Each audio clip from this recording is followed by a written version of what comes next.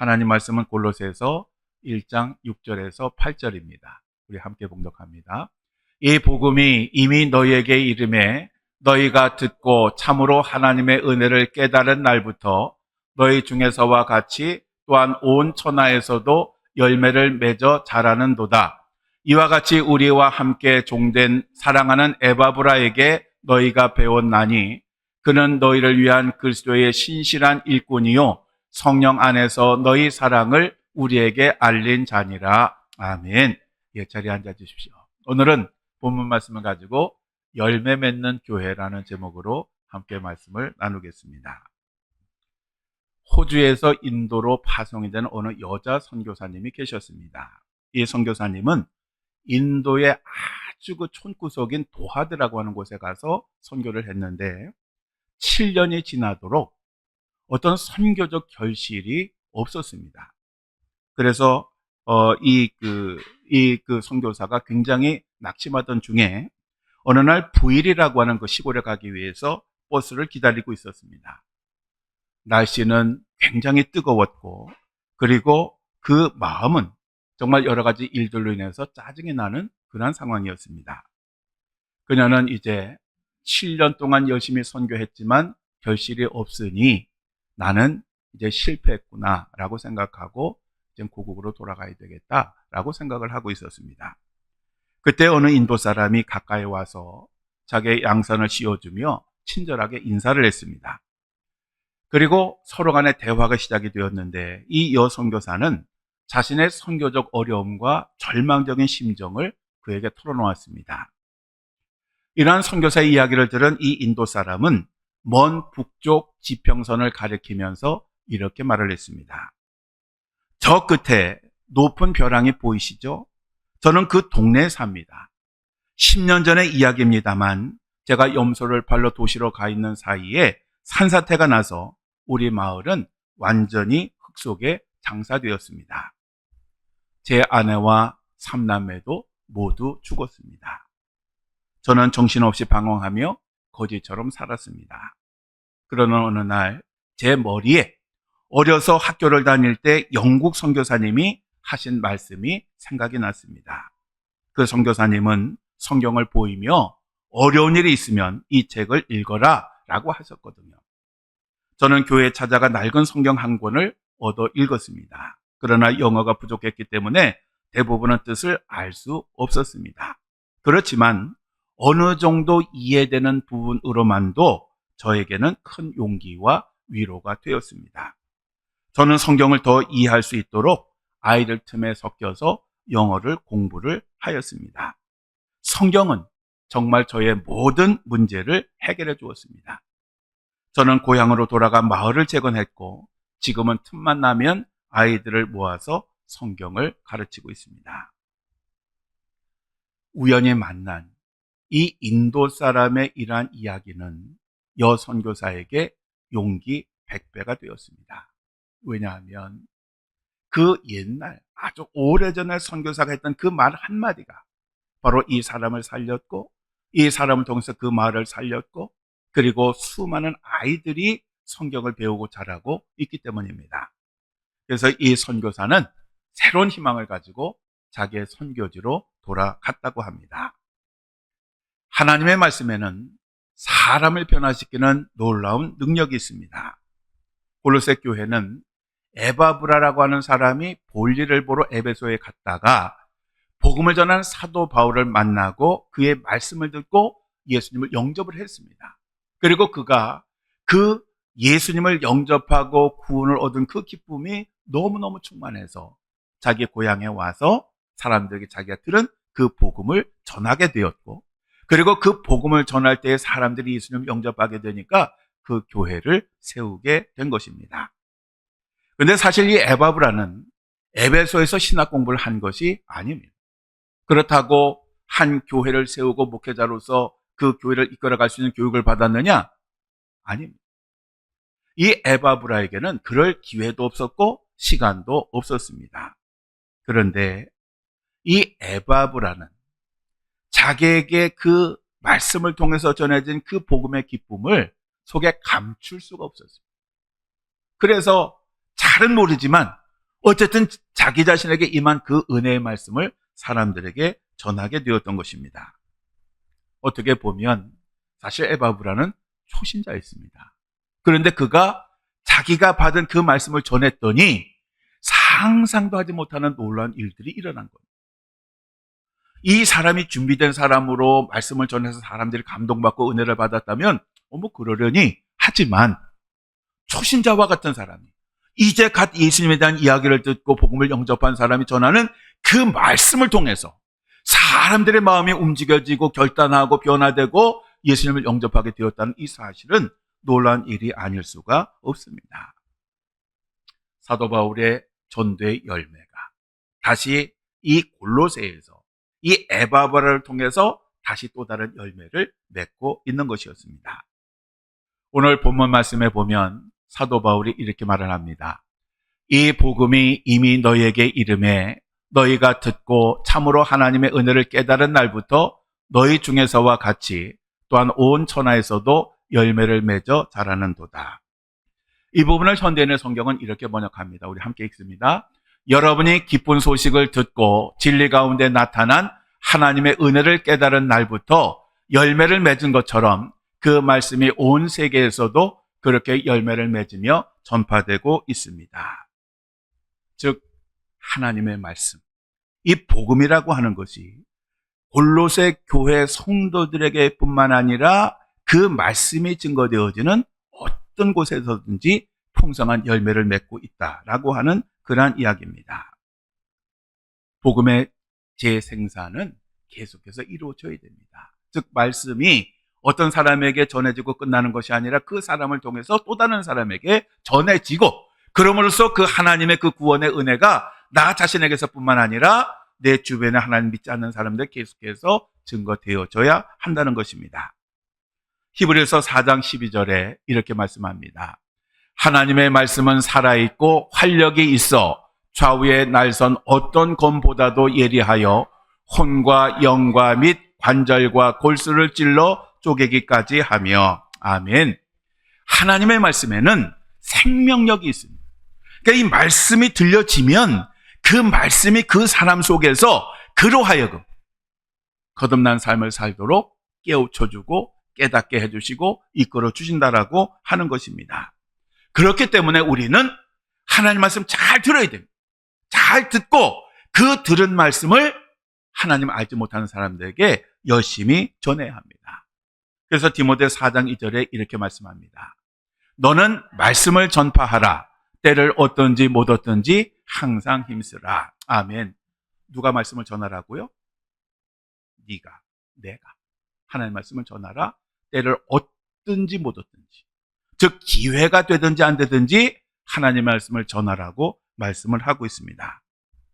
우리 하나님은 우리들만의 구원이 아니라 전 세계, 지금은 하나님을 알지 못하고 우상을 숭배하는 그 모든 사람들까지도 구원받기를 원하시는 그러한 애타는 마음으로 우리들을 보고 계십니다. 그래서 예수님께서 이 세상의 사역을 마치시고 가실 때에 우리들에게 복음의 증인이 되라고 명령을 하신 것입니다. 사실 이 대한민국에 복음이 이렇게 깊이 짧은 시간에 뿌리를 내릴 수 있었던 것은 성령과 말씀의 역사 때문이었습니다. 선교사들이 선교 전략을 잘 꾸미고 열심히 애를 쓰고 수고하고, 그리고 이방 나라에서 많은 투자를 했기 때문에 이 땅에 복음이 증거되어진 것이 아니라 하나님께서 그들을 통하여 역사하시고 말씀을 통해서 사람들을 깨우치셨기 때문입니다. 우리나라 기독교 선교에 아주 획을 그었던 사건은 1907년 1월에 평양의 장대현교회에서 있었던 큰 사건이 하나 있었습니다. 그것은 당시 장대현교회에서 사경회, 즉 성경 공부를 했는데 바로 이때에 놀라운 부흥과 회개의 역사가 일어나게 됩니다. 그리고 이러한 영적 각성 운동이 평양에서 시작해서 서울로 제일 밑에 목포까지도 퍼져서 이때 이 사건을 계기로 한국교회가 크게 부흥하고 성장을 하게 됩니다. 이것을 가리켜서 평양 대부흥운동, 또 한국의 오순절이라고 하는데, 성경을 연구하는 사람들이 하는 얘기가 뭐냐 하면 사도행전에 기록된 오순절 다락방의 사건 이후로 이렇게 획기적인 사건은 없었다라고 할 만큼 그렇게 뜨거웠습니다. 그런데 평양 대붕운동의 출발점은 사실은 그 이전에 1903년 원산 부흥 운동에 있었습니다. 당시는 한국의 그 개신교가 전파된 한 20여 년밖에 되는 아주 짧은 시간이었는데, 그 20년이 지났지만 어떤 선교적 효과가 눈에 드러나는 것이 없었습니다.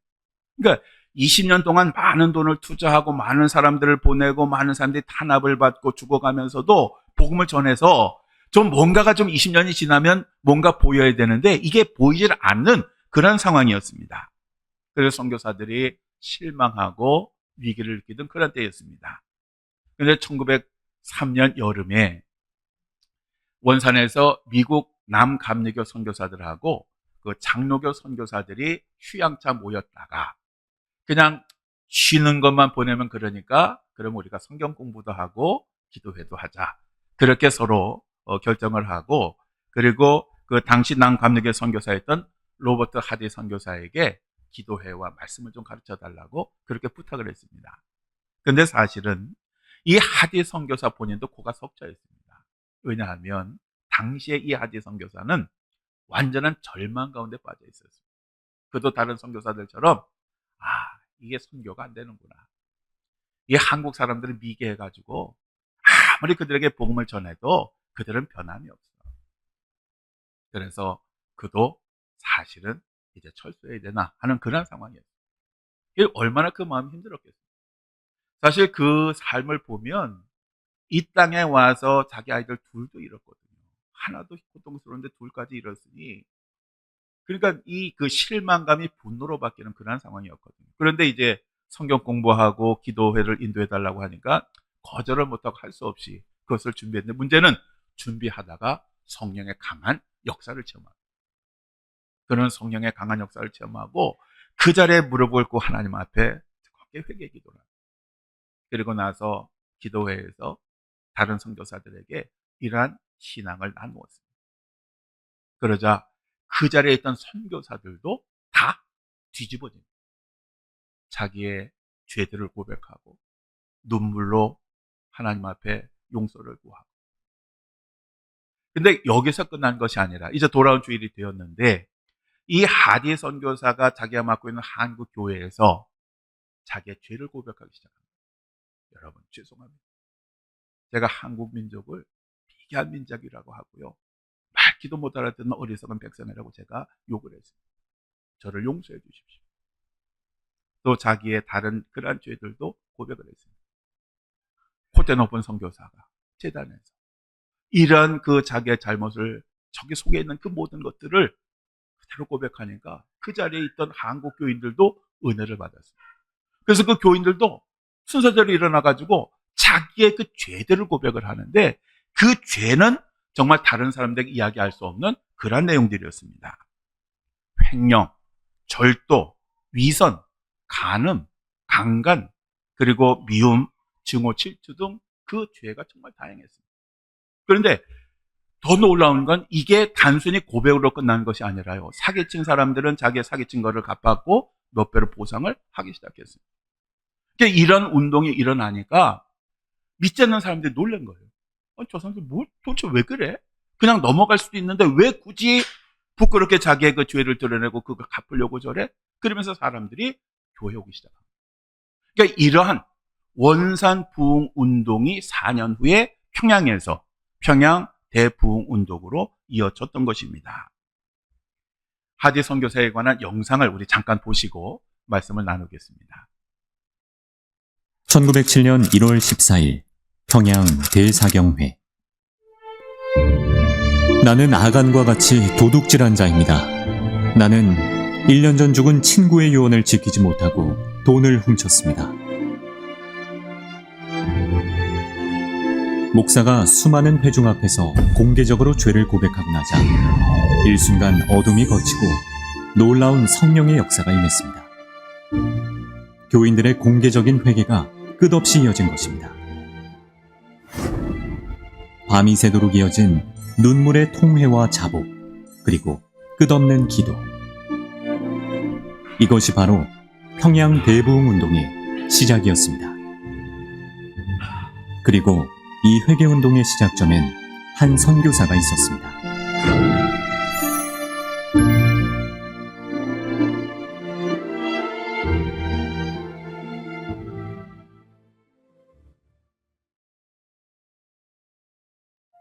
(1890년) 갓 결혼한 아내와 함께 조선 땅을 밟은 25세의 청년. 캐나다 토론토대 의과대학을 졸업하고 의료 선교사로 파송된 겁니다. 8년간 의료 봉사를 한 후 본격적으로 복음 전도 사역에 뛰어든 하디 선교사. 3년 동안 수고하여 복음의 씨앗을 뿌렸지만 결과는 참담했습니다.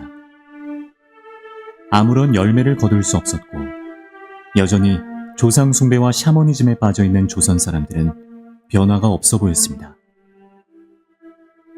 영적 돌파구를 찾기 위해 동료 선교사들과 기도회를 열었던 로버트 하디 선교사는 영적 각성을 경험하게 됩니다. 성령이 내게 오셨을 때 그의 첫 요구는 나의 선교사 생활의 대부분을 함께 보냈던 선교사들 앞에서 나의 실패와 실패의 원인을 시인하게 하시는 것이었다. 그것은 고통스럽고 굴욕적인 경험이었다. 하디 선교사는 동료 선교사들과의 기도회에서뿐 아니라 수많은 조선인 교인들 앞에서도 공개적으로 회개하게 됩니다. 주님, 나의 교만을 용서하여 주십시오. 성령의 도우심과 인도하심을 의지하지 아니하고 나의 능력을 믿었습니다. 조선인들을 미개한 민족이라 생각했습니다. 조선인들은 무식하여 진정으로 당신을 만날 수 없을 것이라고 생각했습니다. 나의 자만심을 회개합니다. 자신의 내면에 있던 은밀한 죄를 공개적으로 고백한 하디 선교사. 이것이 회개의 본이 되어 많은 이들의 마음에 통회와 자복의 불씨를 붙입니다. 평신도들 앞에 목사가 자기 잘못을 이야기한다는 것. 특히 100년 전에 한국인들 앞에서 선교사가 나 잘못했어 하는 이 말 하는 게 굉장히 자존심과 얼마나 어렵겠습니까? 하디는 그 말씀에 순종하죠. 그래서 한국인 회중 앞에서 결국 교만했던 거, 자기 믿음 없었던 거, 한국인들을 무시하고 인종차별했던 거, 그런 것들을 눈물로 회개하죠. 그랬더니 한국 회중들이 똑같은 성령을 받은 거예요, 그날. 한국인 회중 지도자들이 일어나서 똑같이 하디처럼 자백하는 거예요. 내가 겉으로는 선교사님을 존경하는 것처럼 행동했지만 속으로는 선교사님을 미워한 적이 있습니다. 선교사님 몰래 선교부 돈을 얼마를 횡령했습니다. 절도했습니다. 간음했습니다. 도적질했습니다. 이게 나오기 시작합니다. 회개와 함께 찾아온 놀라운 성령의 역사. 이것이 바로 원산 대부흥 운동이었습니다. 그리고 이어진 평양 대부흥 운동. 그것은 그야말로 회개 운동이었습니다. 간음, 도둑질, 심지어 살인까지도 고백하는 놀라운 일들이 일어났고, 또한 죄인들을 체포하러 온 순검까지도 회개하고 주를 영접하게 됐습니다. 성도들은 단순히 죄를 회개하는 데서 그치지 않고 자신의 잘못들을 되돌리기 시작했습니다. 훔친 돈, 남을 속여 더 받은 돈들을 되갚는 것이었는데요. 이른바 양심전 운동. 우체국마다 옛 주인들에게 돌려주는 물품들이 모여들었습니다. 대저 사람들이 나라 돈이라면 없는 이유를 대서라도 거저 먹으려 하거늘 예수교인은 어찌하여 아니 갚아도 될 것을 갚으려 하는가. 회개하는 마음, 통회하고 자복하는 심령이야말로 하나님의 임재를 경험할 수 있는 유일한 길이라는 것을 우리 민족에게 가르쳐준 로버트 하디 선교사. 한국계 부흥을 위해서 해야 할 일이 있다면 나는 다윗의 기도로 시작합니다. 다윗의 기도는 뭐냐면 나를 정결케 하는, 회개하는 기도. 그래서 다윗의 시편 가운데 회개의 시가 제일 많아요. 하디 선교가 그걸 한 겁니다. 그러면서 말씀에 비추어 나를 살펴보고 그리고 나서 내가 깨끗해지기를 노력을 할 것이지 남을 지적하고 남을 손가락질하는 그런 건 안 하겠다. 낳은 지 하루 된 첫 딸을 잃고 6살 된 둘째 딸마저 묻었을 정도로 자신의 모든 것을 다 바쳐 사랑했던 딸.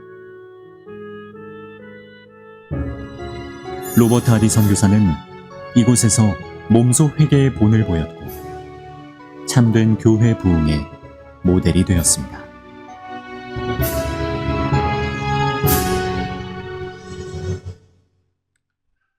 오늘 우리 교회가 중요한 것을 잊고 있습니다. 그것은 성령의 역사와 말씀의 역사를 잊었습니다. 오늘날 교회는 잘 모입니다. 예배도 잘 드립니다. 또 서로 친교도 합니다. 먹고 마시기도 합니다. 그리고 선교사들 선교 열심히 하라고 선교도 열심히 보냅니다.